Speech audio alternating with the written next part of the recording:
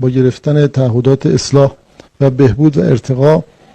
در با خودروهایی که عیوب فنی و مقرره‌ای رو تو حوزه ایمنی و بعضن کیفیت دارن، من جمله همین خودروی پژو پارسی که مد نظرتون هست، ما به انتظار نتایج مرکز آزمون بین‌المللی بنشینیم و در جهت رفع دغدغه ثبت نام کنندگان تولید کننده خودرو در چند شیفت و با ترافیک بالای تولید به تولید خودش بپردازه و بتونه دغدغه مصرف کنندگان عزیز رو برطرف کنه. به طور طبیعی